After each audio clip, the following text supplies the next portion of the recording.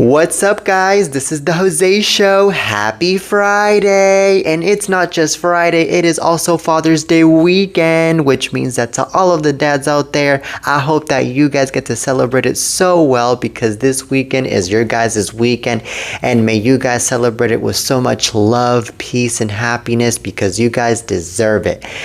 Alright, but anywho, we still have a lot of good stuff to talk about on today's show, so now let's get to it. Now, let's start off this show talking about the one and only Justin Bieber. So Justin Bieber's done it before and he's doing it again. So apparently Justin Bieber is having a little conflict with the paparazzis once again, and apparently this happened over in Malibu just yesterday. Well, there is a clip that shows that Justin outside of Malibu's Soho house just yesterday went off on the paparazzis, telling them that he was at his wit's end and declared he's not afraid to set boundaries, especially now that he's a dad.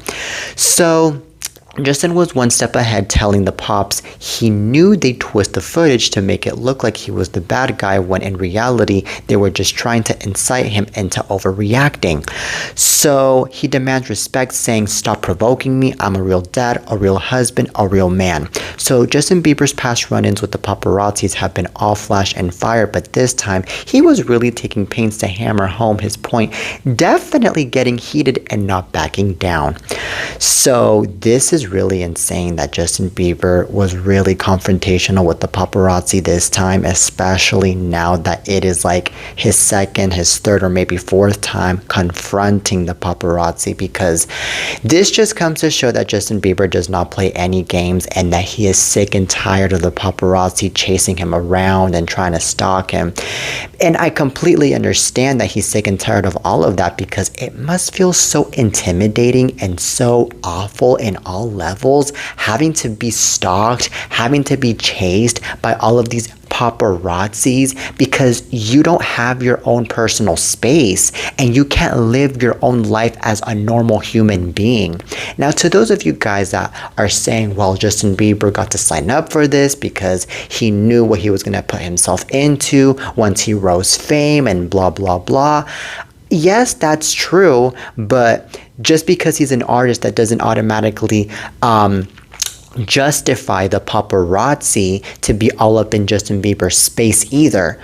Okay, one thing is, yes, the paparazzi is asking questions and is, wanting to see how Justin Bieber is doing. But another thing is where the paparazzis is just going over the line into asking Justin Bieber a bunch of questions whenever they bump into Justin Bieber and then chasing him around and so, which makes him feel so uncomfortable.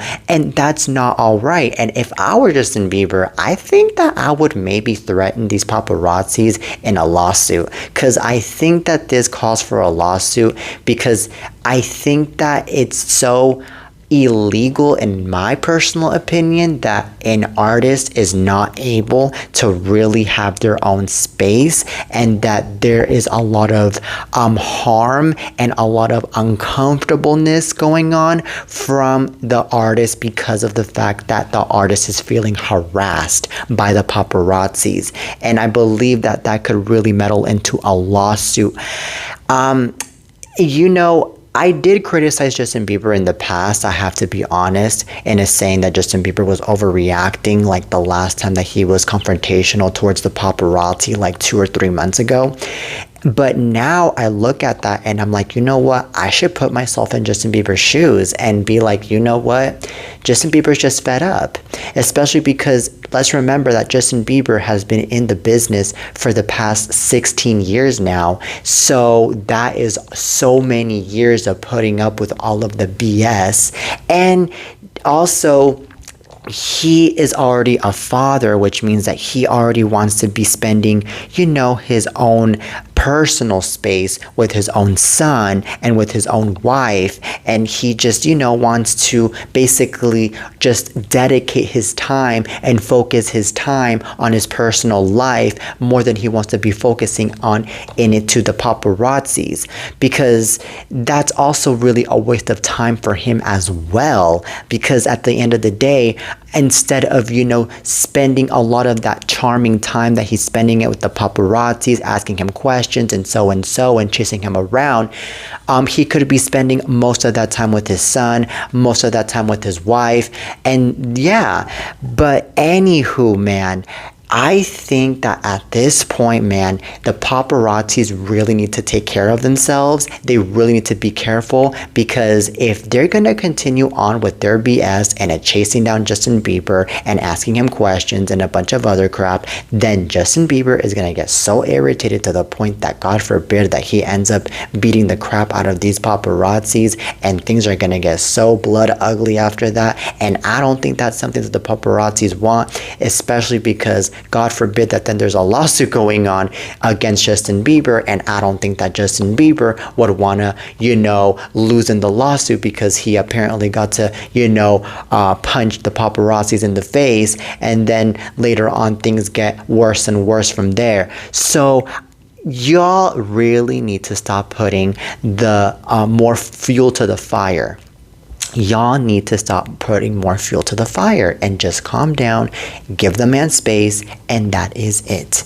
All right, now on to the next topic.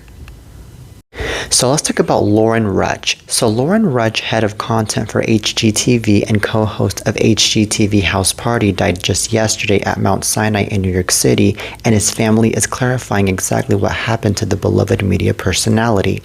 Dolly Norris, Lauren's mother, told TMZ the HGTV fixture was diagnosed with acute myeloid leukemia about a year ago, and treatment for the cancer left him with a weakened immune system.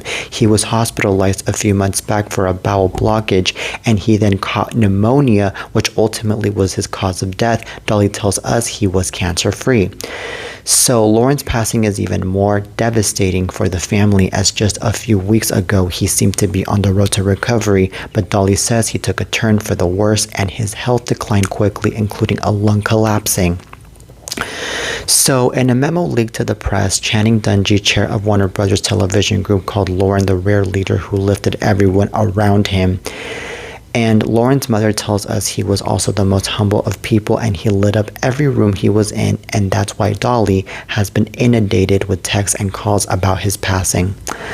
Alright, so we hear the family is planning a small family service in New York City and then a large celebration of life in LA per Lauren's wishes. He is survived by Dolly, his brother, Geoffrey, his father, Larry, and his stepfather, Will Waterman. And Lauren was only 55 years old.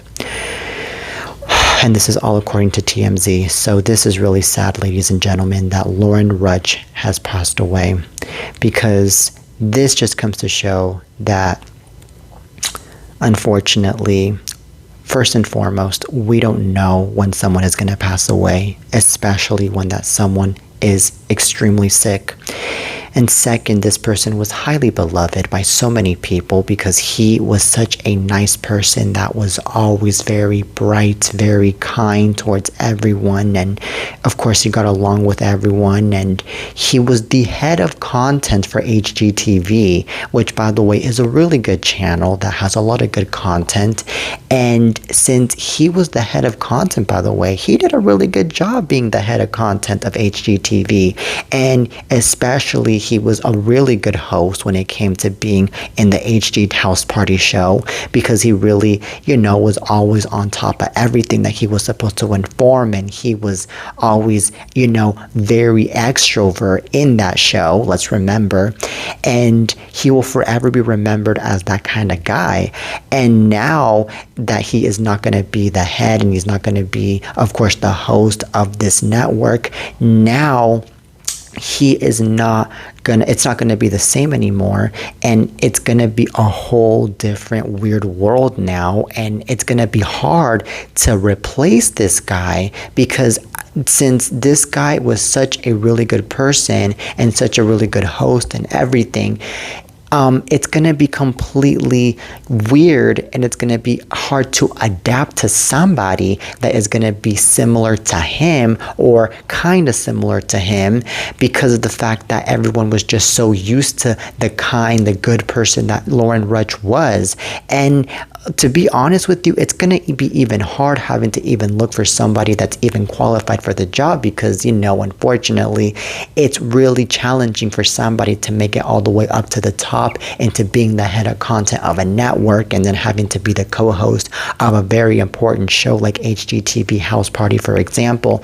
So anyways, I think that now it's going to be like that time where HGTV is going to have to, calm it down, and they're going to have to, find ways, really good ways, and finding a replacement for this guy. Or if not, then what they're going to have to do is they're going to have to cancel HGTV House Party, and also they're going to have to just, try their very best into finding a head of programming or a head of content for HGTV, so that way the network can still keep on going. Because if they're not going to be able to find a head of content, then I'm sorry, but HGTV is going to go down to the damn toilet, and God forbid that the channel is going to end up getting canceled, and then they're going to end up not making any money from there. And I don't think that's something that the network really wants. But aside from all of those things, though, let's focus on the fact that his family, his friends are grieving about the fact that Lauren Rutch is no longer with us, and they are completely heartbroken to the point that they are wishing that he was still here. They are in shock that he is gone. They are, not wanting to even think about anything about his professional life. They are just thinking about the fact that he's gone and he's gone. And unfortunately, there is nothing that unfortunately this family could do. So anyways, with all of that being said, may this guy rest in peace, and he'll forever be remembered, and he'll forever be in our hearts. Now on to the next topic. Now let's talk about Jared Kushner and Ivanka Trump. So Jared Kushner and Ivanka Trump were seen out together in a restaurant over in New York City to be celebrating a birthday celebration for some guy named Joshua. Well, Joshua happens to be the brother of Jared Kushner, and there are some pics that show that Jared and Ivanka were out at the restaurant celebrating Joshua's birthday, and it gets better from there because Cindy Crawford and her daughter Kaya Gerber also arrived at the celebration. And also Carly Kloss, which happens to be the wife of Joshua, was also there, of course. And they were all smiles, having a really good time, like nothing is going on right now. And to be honest with you, it really pisses me off that they are having a really good time, especially Ivanka Trump, because this just comes to show that Ivanka Trump doesn't have a little bit of decency, nor dignity, nor shame, because of the fact that she's over here living it out over in a rich, beautiful restaurant over in New York City, while everybody else is suffering right now because of the ICE raids, the National Guard raids, the Marines raids that are going off over in Los Angeles right now, which is all caused by her own father. And she's like not even addressing anything about it. She's, I'm sure, laughing about it since she is just all smiles. And yes, I understand that none of this is caused by Ivanka, but at the same time, it's her father. And since it's her father, she is related basically to that guy, which means that basically what she should do is be like, you know what? I am going to stand with the people that are suffering right now over in Los Angeles, and I am not going to go out and act all Gucci and act like nothing is happening, and I'm actually going to have a little decency for once and for all, okay? But no. And I'm not trying to say that it's her obligation to be at home all day long and to be bored and this and that, but what I'm trying to say is at least have a little bit of decency and kindness, because come on now, it does look really wrong. It does look really weird at the end of the day that this woman, Ivanka Trump, is over here having a really good time at a restaurant while everybody else over in Los Angeles is getting detained and attacked. I think that this is really going to face so much criticism, and I really wouldn't blame all of the people that are going to be criticizing all of this, because at the end of the day, they have the reasons. They have the reasons. Okay, and I think that at the end of the day, this girl really is, acting weird at the same time. And here's why. Because I remember that in the first term, Ivanka Trump was with Trump throughout his whole entire presidency, going to places like Africa, I believe, and other countries, basically. And basically, she was his left arm, which basically means she was his partner in crime, basically. And to me, it was just so weird because it was like Ivanka Trump was the first lady when in reality she wasn't the first lady. And now that Trump is in his second term, now Ivanka Trump is nowhere near him. Now Ivanka Trump is like away from him. It's like deep down Ivanka Trump wants to admit and wants to really get realistic about the fact that her own father isn't fit to be in the White House, which could be the reason to why she's been away from her own father. But at the same time, she's like not wanting to accept it, which is the reason to why she's out here living her vida loca right now over at a restaurant over in New York City. So this is really insane, and this is really darn insane in all levels. Jesus, I don't know what this is going to end up in next. I'm pretty sure that maybe Ivanka Trump, at the end of the day, she's going to end up maybe going to Los Angeles too, and she's going to have a really good dine-in there too. And maybe she's going to be mocking all of the people over there too. I mean, I wouldn't be surprised if she were to be doing all of that.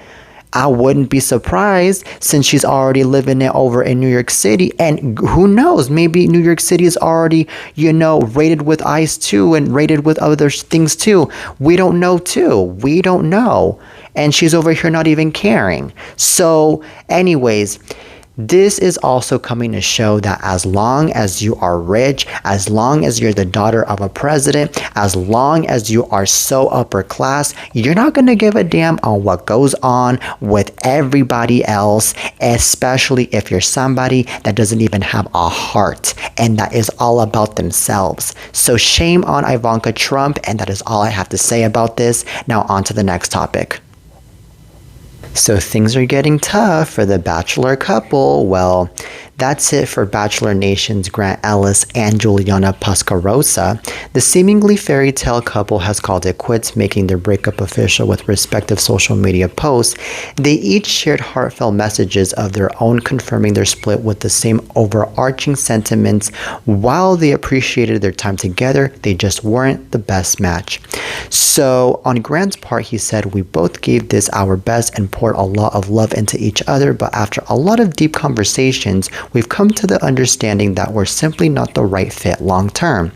So meanwhile, Juliana confirmed there's no bad blood between them, noting we're still cheering each other on, just from different places now. So it was just a few months ago that fans watched Grant and Juliana fall for one another on his season of The Bachelor. He got down on one knee during the season finale in March, and it seemed like a match made in heaven. Well, just last month, the client services specialist appeared on the Bachelor Happy Hour podcast and said she was thrilled to start wedding dress shopping, adding that she had hopes of tying the knot in Italy. Okay, so she can still walk down the aisle in Italy. She'll just have to find a different man, apparently, according to TMZ.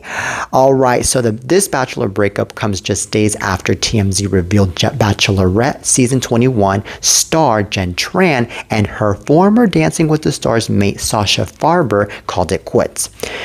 Okay, so this is insane that there is a split going on in between these two, Grant Ellis and Juliana Pascarosa.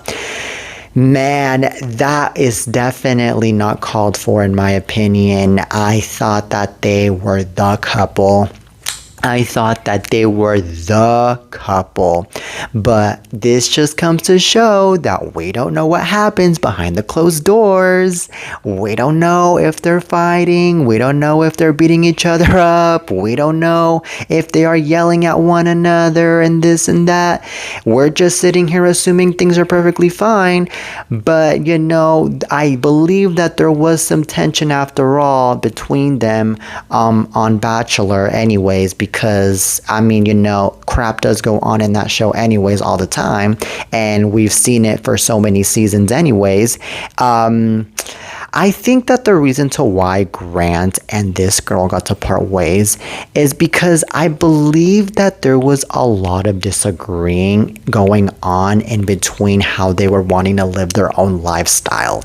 Because probably Sylvia was maybe that chick that just wanted to be, more of an outgoing chick, where she was like wanting to party more. She was wanting to, get it in the wiggy, and she was wanting to, have a really good time. And then Grant was just more of this calm, quiet guy that was like, you know what? No, I don't want to be doing any of these things. I actually want to have a more peaceful life with you, babe. And that's it. And then that was when the conflict started. And then that was when, unfortunately, they called it quits. And I'm just saying what I think could be the case here. I'm not trying to be confirming anything. What's also really insane, though, is that this happened just a few days after another bachelor couple got to break up.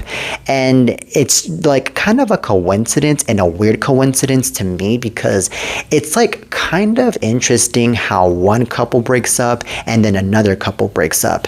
Because maybe what could have happened here was, maybe since Jen Tran and Sasha Farber ended up breaking up, maybe that motivated this other couple to break up as well. I don't know. I'm just, trying to, understand this story. Now, what's really interesting of it all, though, is that they were really there for each other at the end of the day. They were like, wanting to have a really good time. They were wanting to really fix everything and really make everything beautiful. But unfortunately, things did not turn out the way that they were expecting after all. But anywho, I think that, when the person is not the right one for you, the person is not the right one for you at the end of the day. Even if you want the person to be the right one for you, it just can't be that way. And it's sometimes it is really hard to be accepting that, because you were really expecting so much from this person, and you were really in love with this person and attached to this person, and you were just, wanting to have a beautiful wedding bells with this person, and you were wanting to go to the beach with this person and go to Hawaii and Italy and Rome and all of that other crap. And no. Bye. That's basically what happened. But The Bachelor at the end of the day is a bunch of drama, and I don't mean it in a shady way. I mean, I feel like if there's no drama on The Bachelor, there's no The Bachelor. Really. Because if there is no drama on The Bachelor, then people are not going to get entertained, and they're going to be like, okay, this is boring. Move on to the next channel. Move on to the next show. And of course, they wouldn't get the ratings. So it's like kind of sounding like a little ratings thing to me too at the same time. It's like so darn interesting. But anyways, I have never heard of an episode from The Bachelor that does not have any drama, and that it's just all, happy and smiles, and then marriage, and then long-lasting marriage, and then the end. I've never heard of that. I've never ever heard of that.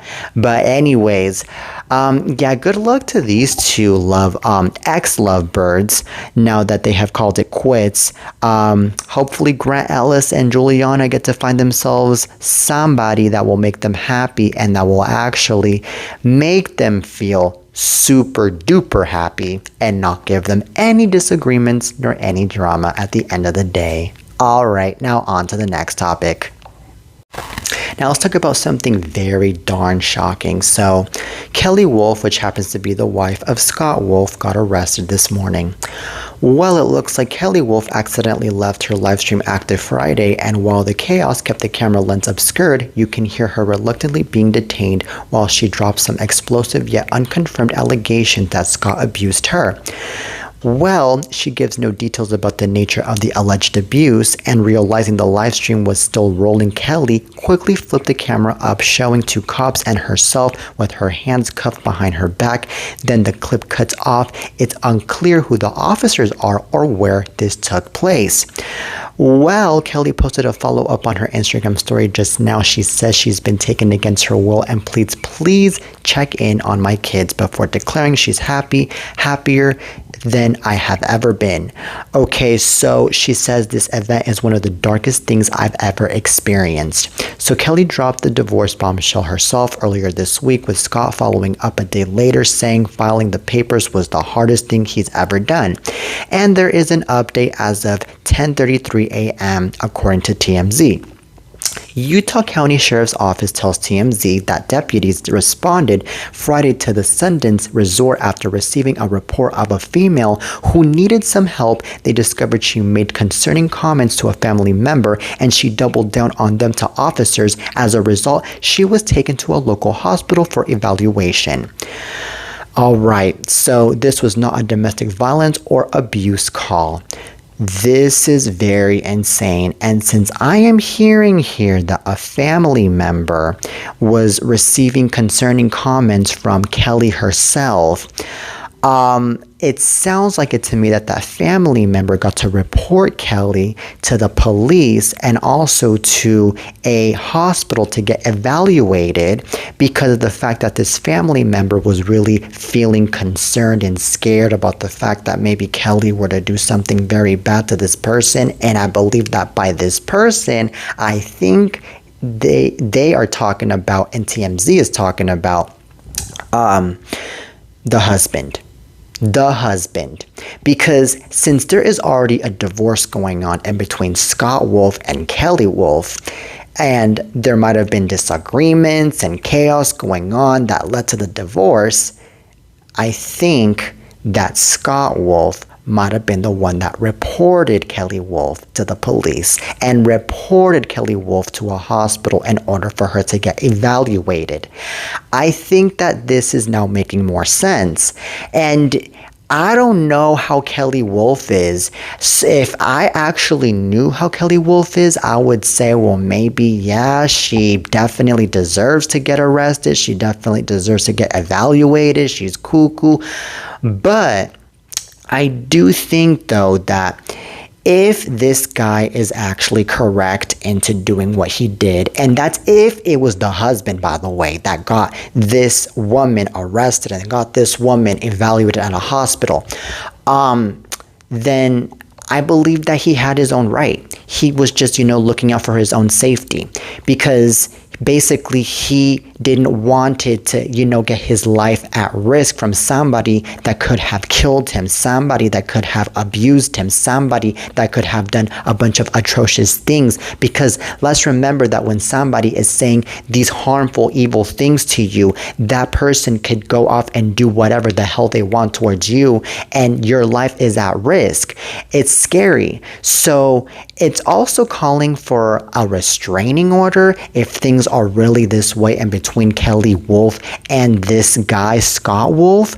But anyways, with all of that being said, I think that since no domestic violence or abuse was being involved in this call, then I believe that what's going to end up happening here is that this woman most likely is not going to end up in prison, and this woman is going to end up maybe in a psychiatric hold to get fixed up in the head. Because, at the end of the day, it was just more of an anger issue. It was more of a, yelling, screaming issue as far as what I think I'm hearing here, more than it was of an abuse situation where there was, cuts and bruises being involved. So this is really a delicate situation here. And I feel bad for Kelly Wolf if she's really what is being said here.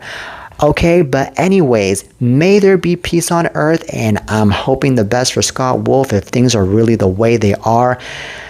Whew. Now, that is it for today's show, ladies and gentlemen. I really hope you guys enjoyed today's lovely episode of The Jose Show. Till next time, and peace.